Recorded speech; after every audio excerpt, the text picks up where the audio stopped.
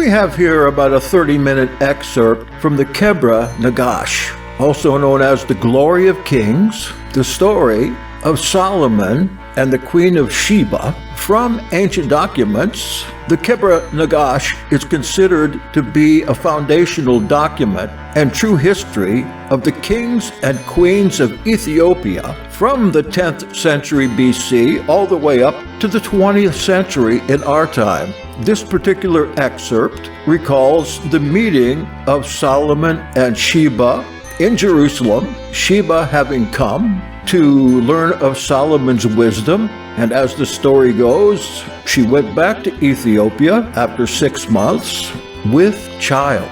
This excerpt tells us how it happened that with all of Solomon's wives, the Queen of Sheba conceived the first of only 2 sons, and the circumstances of that conception, which I must add are not like the various movies of Solomon and Sheba. And though we might envision Sheba as Gina Lollobrigida from 1959, Sheba certainly was not a Caucasian, and perhaps Solomon was not either. There's no mention of race in the Kebra. If I do another excerpt, then I'm going to move on to the time when their son, which as I mentioned was the first son of Solomon, Menelik, returns alone to Jerusalem, ostensibly to claim his kingdom, which he did not. He went back to teach his people the ways of Elohim. But had he stayed there, we would not have seen a Rehoboam, and probably not a split between Israel and Judah. The story would be different. But especially in the second half of this excerpt, there are some real secrets, mysteries that have been opened to us. And I would say you probably need to have some knowledge of this time in order to catch the resolutions of the mysteries.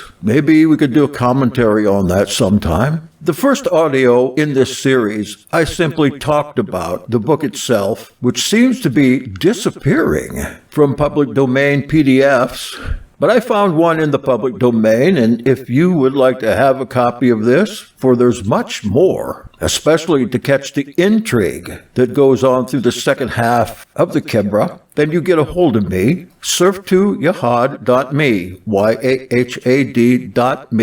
On the form there, request The Glory of Kings or Kebra Nagast, Kebra Nagast, and I will happily send you that copy and some more wonderful ancient translations of authoritative books. And I thank you for being a part of the Vero Essene Yahad family of listeners, and especially of Jackson Snyder Presents, having just about completed its 7th year of 6 nights a week on Hebrew Nation Radio. And I am proud in our Father Elohim to have been able to be a part of this, and even more proud of members, affiliates, ministers, and friends of the Vero Essene Yahad and New Earth Restoration online Shabbat services.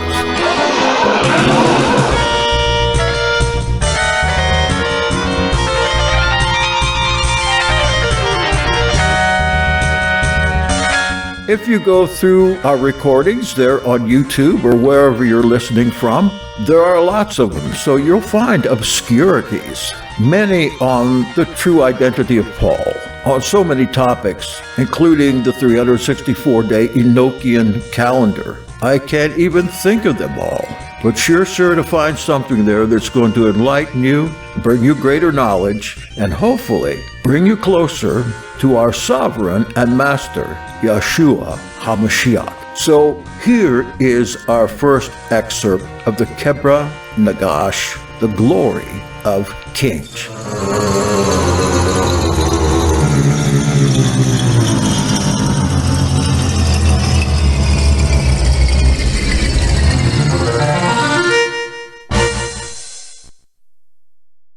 Excerpts from the Kebra Nagast, or The Glory of Kings, starting at section 25, How the Queen Came to Solomon the King. And she arrived in Jerusalem, and brought to the king very many precious gifts, which he desired to possess greatly.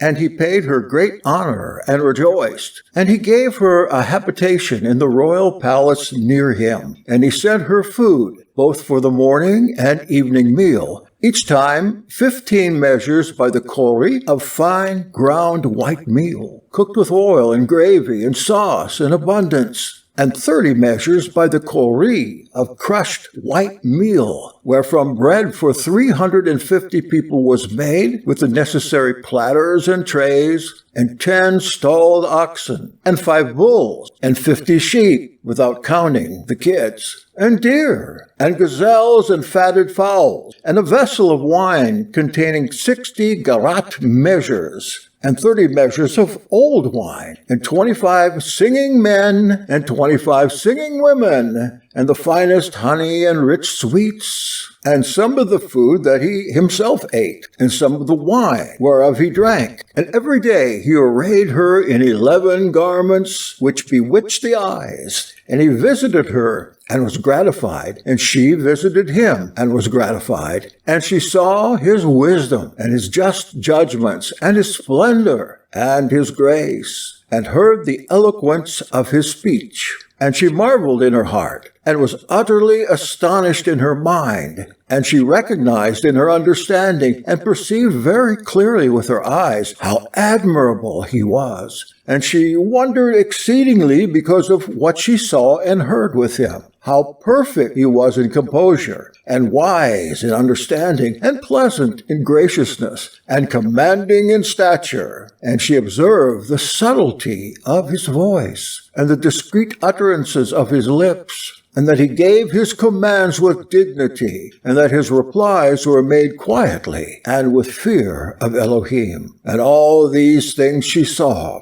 And she was astonished at the abundance of his wisdom, and there was nothing whatsoever wanting in his word and speech. But everything that he spake was perfect. And Solomon was working at the building of the house of Elohim. And he rose up and went to the right and to the left, and forward and backward. And he showed the workmen the measurement and weight and the space covered by the materials. And he told the workers in metal how to use the hammer and the drill and the chisel. And he showed the stonemasons the angle measure and the circle and the surface measure. And everything was wrought by his order. And there was none who set himself in opposition to his word. For the light of his heart was like a lamp in the darkness, and his wisdom was as abundant as the sand. And of the speech of the beasts and the birds there was nothing hidden from him. And he forced the devils to obey him by his wisdom. And he did everything by means of the skill which Elohim gave him when he made supplication to him. For he did not ask for victory over his enemy, and he did not ask for riches and fame, but he asked Elohim to give him wisdom and understanding whereby he might rule his people and build his house and beautify the work of Elohim and all that he had given him in wisdom and understanding.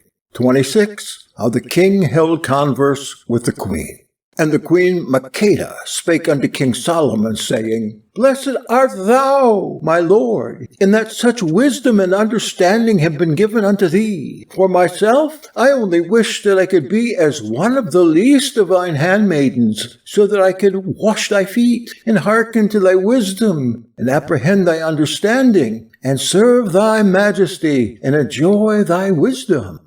Oh, how greatly it pleased me, thy answering, and the sweetness of thy voice, and the beauty of thy going, and the graciousness of thy words, and the readiness thereof. The sweetness of thy voice maketh the heart to rejoice, and maketh the bones fat, and giveth courage to hearts, and goodwill and grace to the lips, and strength to the gate. I look upon thee, and I see that thy wisdom is immeasurable, and thine understanding inexhaustible. and that it is like unto a lamp in the darkness, and like unto a pomegranate in the garden, and like unto a pearl in the sea, and like unto the morning star among the stars, and like unto the light of the moon in the midst, and like unto a glorious dawn and sunrise in the sky. And I give thanks unto him that brought me hither, and showed thee to me, and made me to tread upon the threshold of thy gate, and made me to hear thy voice.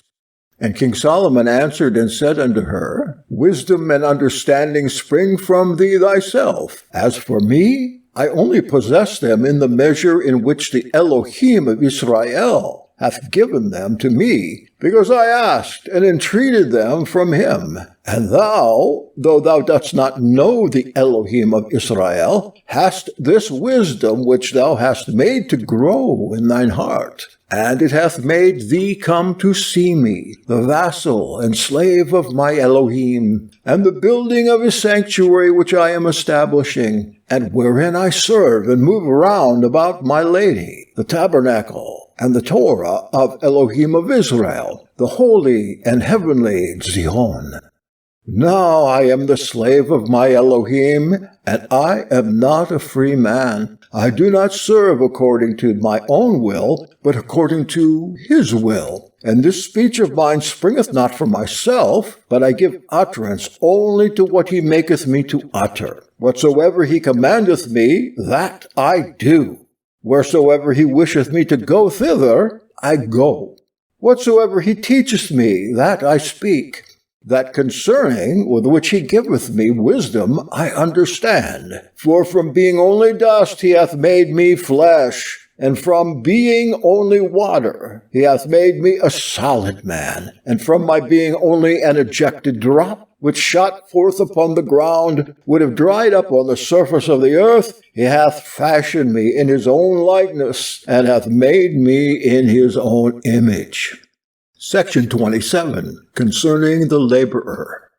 And as Solomon was talking in this wise with the queen, he saw a certain laborer carrying a stone upon his head, and a skin of water upon his neck and shoulders. And his food and his sandals were tied about his loins, and there were pieces of wood in his hands. His garments were ragged and tattered, the sweat fell in drops from his face, and water from the skin of water dripped down upon his feet. And the laborer passed before Solomon. And as he was going by, the king said unto him, Stand still. And the laborer stood still. And the king turned to the queen and said to her, Look at this man, wherein I am superior to this man, and in what am I better than this man? And wherein shall I glory over this man? For I am a man, and dust and ashes, who tomorrow will become worms and corruption, and yet at this moment I appear like one who will never die. Who would make any complaint against Elohim if he were to give unto this man as he has given unto me, and if he were to make me even as this man is? Are we not both of us beings, that is to say, men? And is his death, so is my death. And as is his life, so is my life.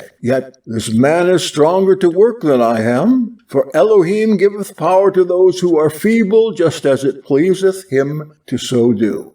And Solomon said unto the laborer, Get thee to thy work. And he spake further unto the queen, saying, What is the use of us, the children of men, if we do not exercise kindness and love upon the earth? Are we not all nothingness, mere grass of the field, which withereth in its season, and is burnt in fire? On the earth we provide ourselves with dainty meats, and we wear costly apparel, but even whilst we are alive, we are stinking corruption.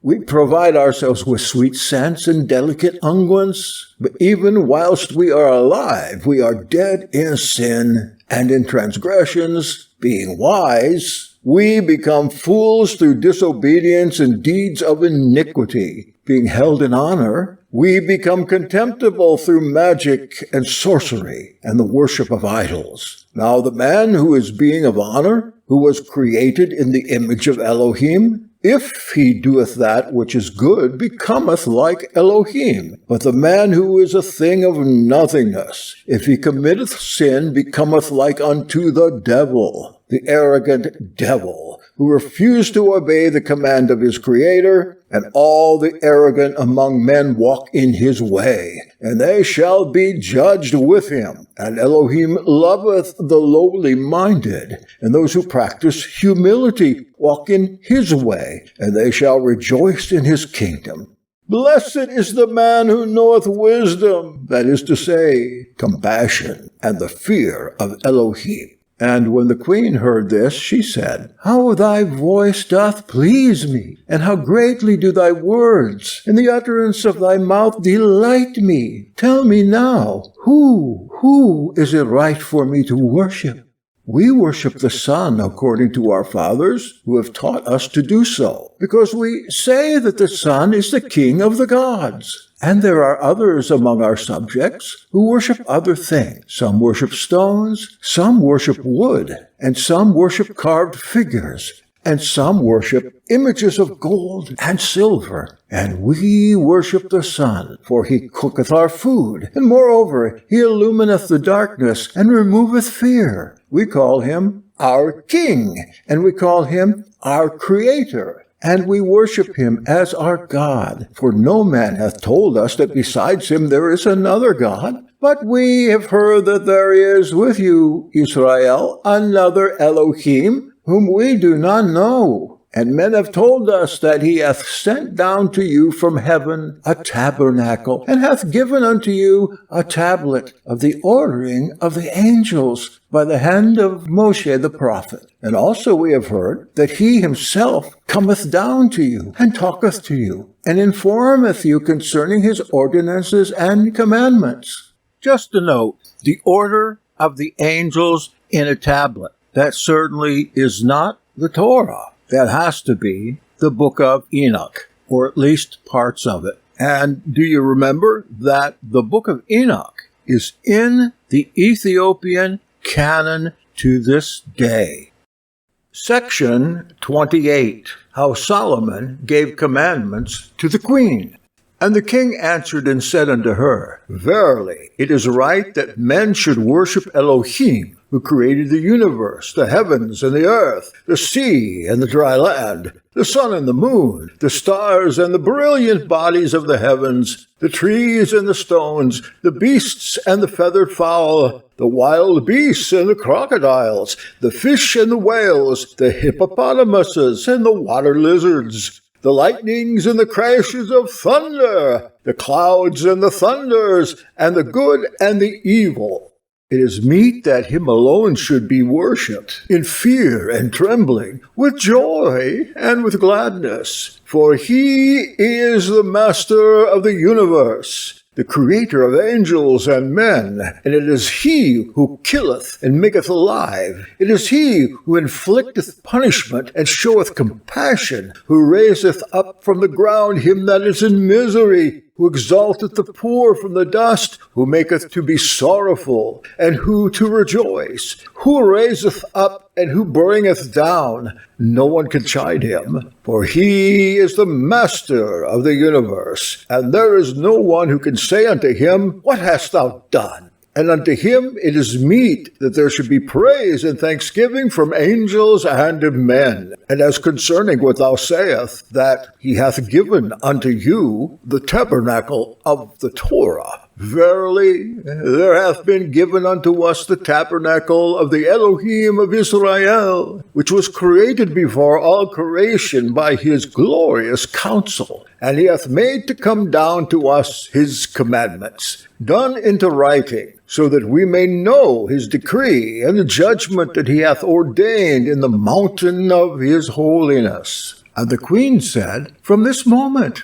I will not worship the sun, but will worship the creator of the sun, the Elohim of Israel. And that tabernacle of the Elohim of Israel shall be unto me my lady, and unto my seed after me, and unto all my kingdoms that are under my dominion. And because of this, I have found favor before thee, and before the Elohim of Israel, my creator, who hath brought me unto thee, and hath made me to hear thy voice, and hath shown me thy face, and hath made me to understand thy commandment. Then she returned to her house. And the queen used to go to Solomon and return continually, and hearken unto his wisdom, and keep it in her heart. And Solomon used to go and visit her, and answer all the questions which she put to him. And the queen used to visit him and ask him questions. And he informed her concerning every matter that she wished to inquire about. And after she had dwelt there 6 months, the queen wished to return to her own country, and she sent a message to Solomon, saying, I desire greatly to dwell with thee, but now, for the sake of all my people, I wish to return to my own country. And as for that which I have heard, may Elohim make it to bear fruit in my heart, and in the hearts of all those who have heard it with me. For the ear could never be filled with the hearing of thy wisdom, and the eye could never be filled with the sight of the same.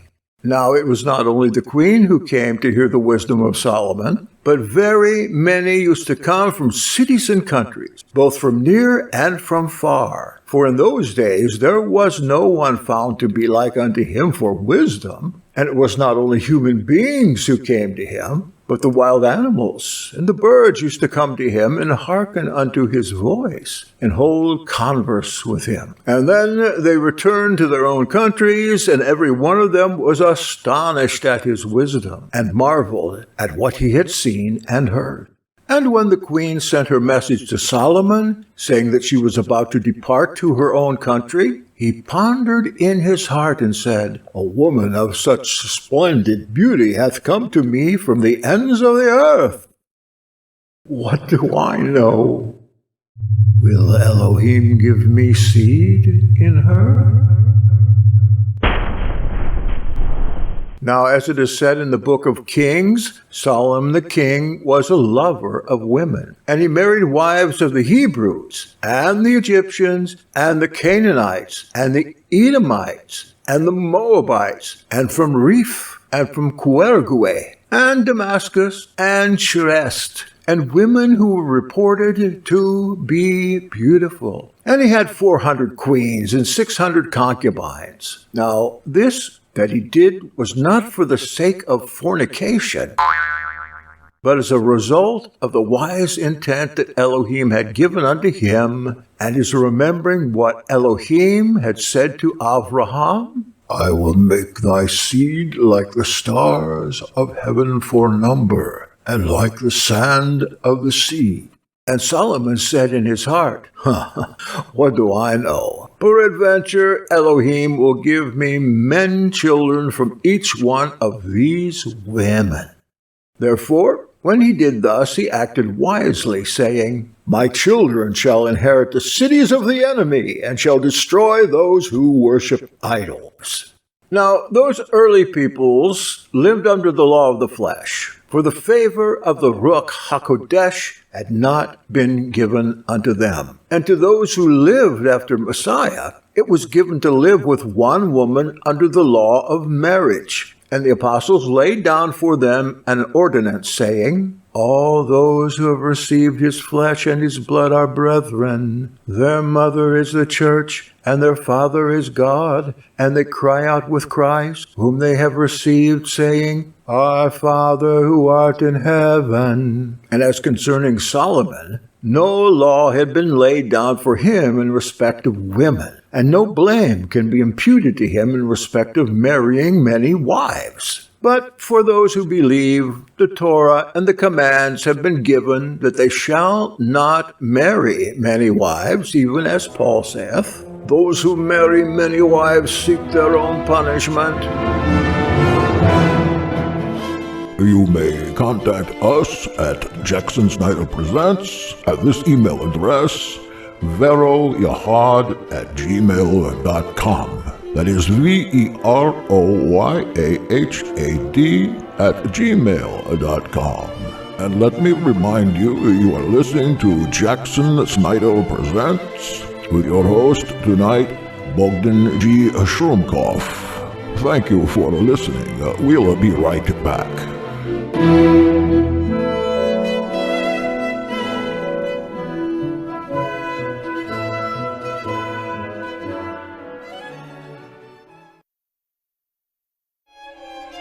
Jackson Snyder Present is back. Join us now for more of this interesting discussion.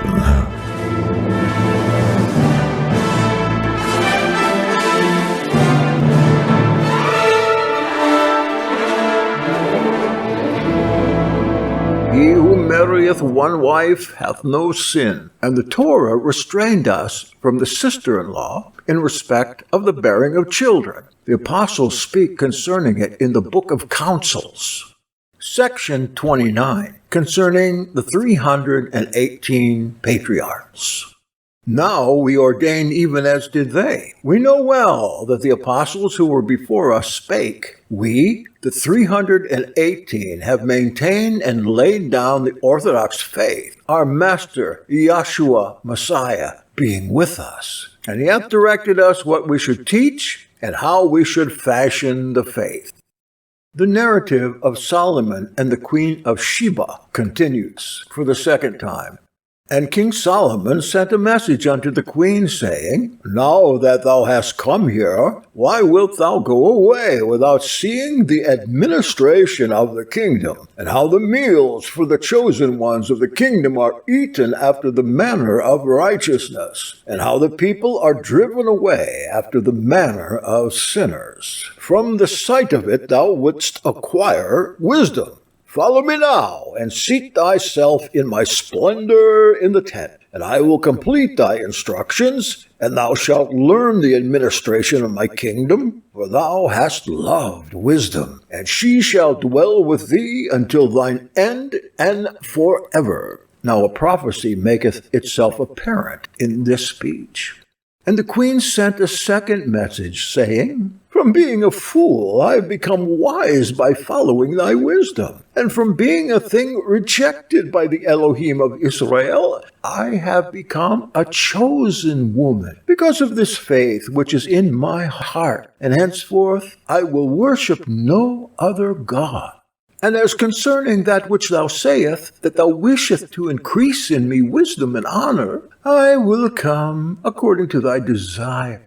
And Solomon rejoiced because of this message, and he arrayed his chosen ones in splendid apparel, and he added a double supply to his table, and he had all the arrangements concerning the management of his house carefully ordered, and the house of King Solomon was made ready for guests daily. And he made it ready with very great pomp, in joy and in peace, in wisdom and in tenderness, with all humility and lowliness. And then he ordered the royal table according to the law of the kingdom. And the queen came and passed into a place set apart in splendor and glory. And she sat down immediately behind him, where she could see and learn and know everything. And she marveled exceedingly at what she saw and at what she heard. And she praised the Elohim of Israel in her heart. And she was struck with wonder at the splendor of the royal palace, for she could see, though no one could see her, even as Solomon had arranged in wisdom for her. He had beautified the place where she was seated, and had spread over it purple hangings, and laid down carpets, and decorated with biscuit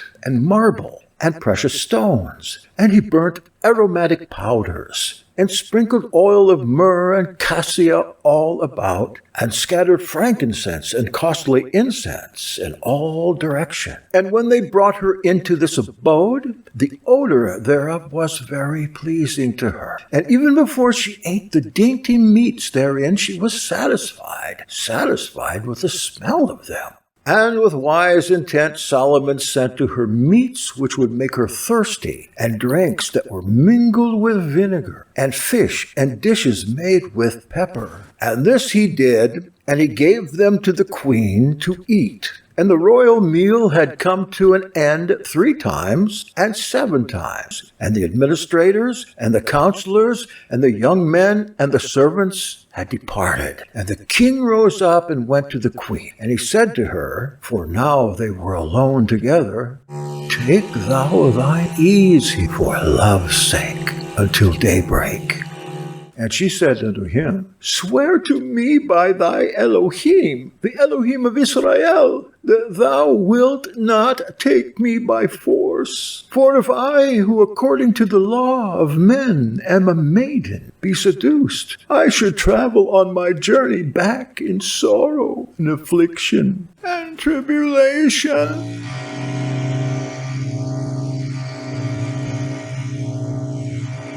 Section 30, concerning how King Solomon swore to the queen. And Solomon answered and said unto her, I swear unto thee that I will not take thee by force, but thou must swear unto me that thou wilt not take by force anything that is in my house. And the queen laughed and said unto him, being a wise man, why dost thou speak as a fool? Shall I steal anything? Or shall I carry out of the house of the king that which the king hath not given me? Do not imagine that I have come hither through love of riches. Moreover, my own kingdom is as wealthy as thine, and there is nothing which I wish for that I lack. Assuredly, I tell you, I have come only in quest of thy wisdom. And he said to her, if thou wouldst make me swear, swear thou to me, for swearing is meet for both of us, so that neither of us may be unjustly treated. And if thou wilt not make me swear, I will not make thee swear. And she said unto him, swear to me that thou wilt not take me by force, and I on my part will swear not to take by force thy possessions. And he swore to her, and made her swear. And the king went up on his bed on the one side of the chamber, and the servants made ready for her a bed on the other side. And Solomon said unto a young manservant, wash out the bowl, set it in a vessel of water, whilst the queen is looking on, and shut the doors, and go and sleep. And Solomon spake to the servant in another tongue, which the queen did not understand. And he did as the king commanded, and went and slept. And the king had not as yet fallen asleep, but he only pretended. And he was watching the queen intently. Now the house of Solomon the king was illumined as by day, for in his wisdom he had made shining pearls, which were like unto the sun, and moon, and stars, and had them set in the roof of his house. And the queen slept a little, and when she awoke, her mouth was dry with thirst. For the food that Solomon had given her in his wisdom had made her thirsty, and she was very thirsty indeed. And her mouth was dry, and she moved her lips, and sucked with her mouth, and found no moisture. And she determined to drink the water that she had seen, and she looked, and she watched him carefully, and she thought that he was a sound sleep. But he was not asleep, and he was waiting until she should rise up to steal the water. And she rose up, and making no sound with her feet, she went to the water in the bowl, and lifted up the jar to drink the water. And Solomon seized her hand before she could drink the water, and said unto her, why hast thou broken the oath that thou hast sworn, that thou wouldst not take by force anything that is in my house? And she answered and said unto him in fear, is thy oath broken by my drinking water? And the king said unto her, Is there anything that thou hast seen under the heavens that is better than water? And the queen said, Oh, I have sinned against myself, and thou art free from thy oath. But just let me drink water for my thirst. Am I perchance free from the oath which thou hast made me swear? And the queen said, Be free from thy oath, only let me drink water. And he permitted her to drink water, and after she had drunk water, he worked his will on her, and they slept together.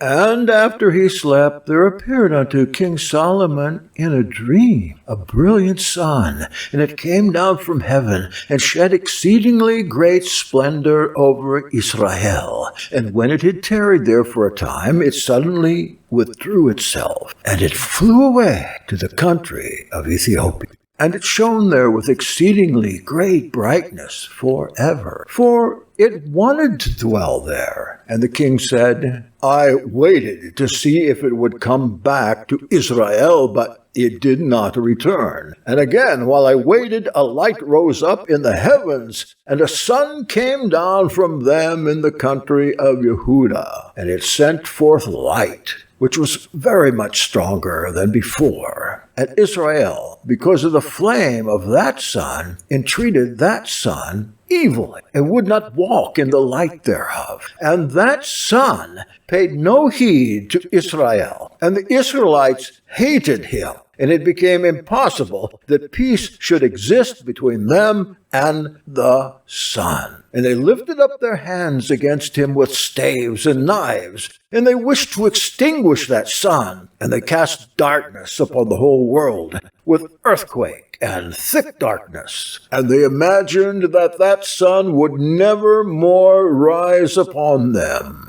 And they destroyed his light, and cast themselves upon him. And they set a guard over his tomb, wherein they had cast him. And he came forth where they did not look for him, and illumined the whole world, more especially the first sea and the last sea, Ethiopia and Rome. But he paid no heed whatsoever to Israel, and he ascended his former throne. And when Solomon the king saw this vision in his sleep, his soul became disturbed, and his understanding was snatched away as by a flash of lightning, and he woke up with an agitated mind. And moreover, Solomon marveled concerning the queen, for she was vigorous in strength and beautiful of form, and she was undefiled in her virginity, and she had reigned for 6 years in her own country, and, notwithstanding her gracious attraction and her splendid form, had preserved her body pure.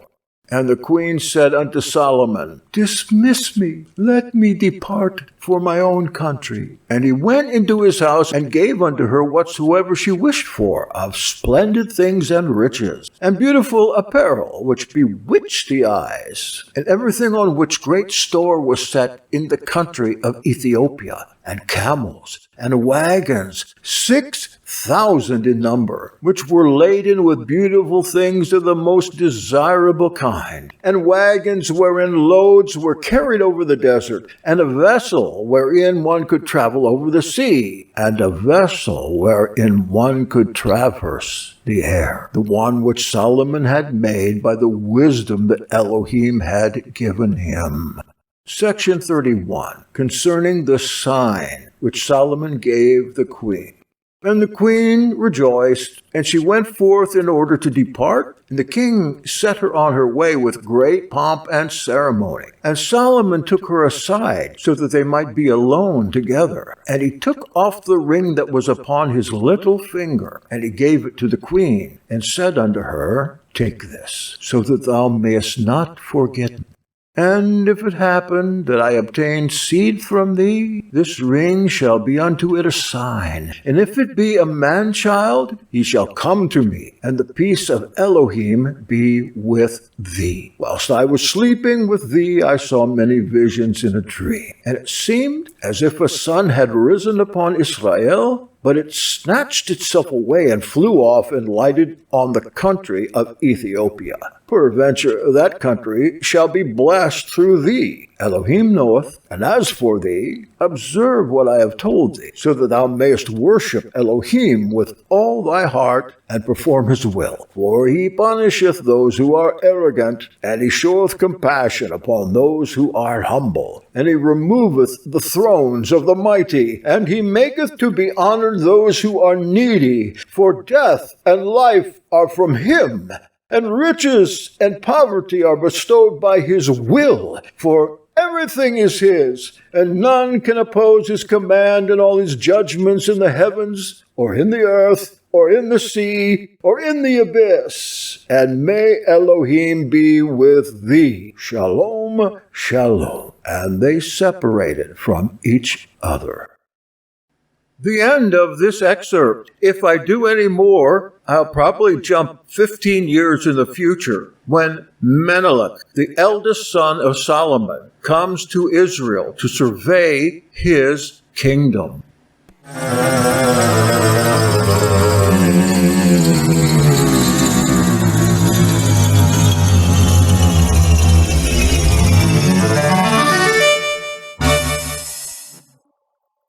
To our close friends in Messiah, Vero Essene Yahad and our branches invite you to join us in our quest to share meaning with thinking believers all over the globe through the Internet. We believe that the Internet is a special tool of our Heavenly Father, and it may well be a temporary tool. We're doing the work of an evangelist through audios, videos, podcasts, literature, and personal contact to promote the most primitive roots of our common faith. It's not for everyone, but for those whom the Ruach seeks to join with the little flock of hopefulness through Moshiach, Torah, and verified apostolic manuscripts and roots.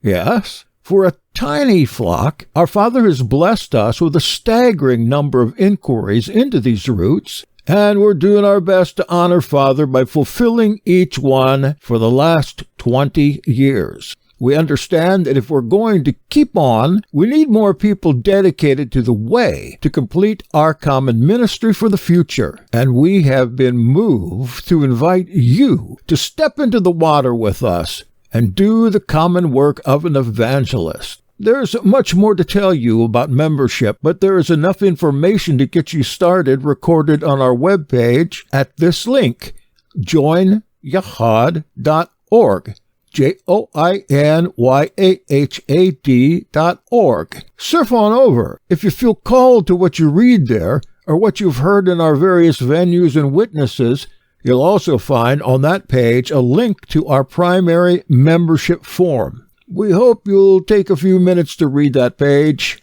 pray about what you should do and how you might help. If you feel a calling, fill out the membership form and click Submit. We hope you will. And we hope that when you do, you'll be given a vision for our new direction in Yahad in 2021 and following. Sincerely, your friend, Jackson Snyder, writing on behalf of the members and friends of this ministry. Again, that link is joinyahad.org. And if you're not already out there, here are a few more facts. The Vero Essene Yahad, New Earth Restoration, and Douglas Essene Ministries are equal opportunity ministries that are chartered in Florida as a volunteer association. Equal opportunity for men and women of all ethnic and religious backgrounds. We're Messianic Essene, modeling our ministry on the primitive doctrine and practice of the community rule, the Didache, and the 3 Testaments of the Bible. The Yahad is the legal and recognized ordaining organization in the apostolic succession and a valid cover agency for professional ministers. We were organized through the prophetic word and dedicated to the Nazarene, Essene, Israelite, non-rabbinical faith. The Yahad is theocratic and democratic, not a one-man show. Our polity or government is found primarily in the community rule, the Didache, and the pastoral letters. We are Torah-centric, non-authoritarian, non-discriminating, and our motto is unity in diversity, not diversity in conflict. Seek the Sovereign One, Join our state in the United States of the beloved Son, in whom we have redemption, forgiveness of sins, and power to do exploits. Amen. Ve Amen.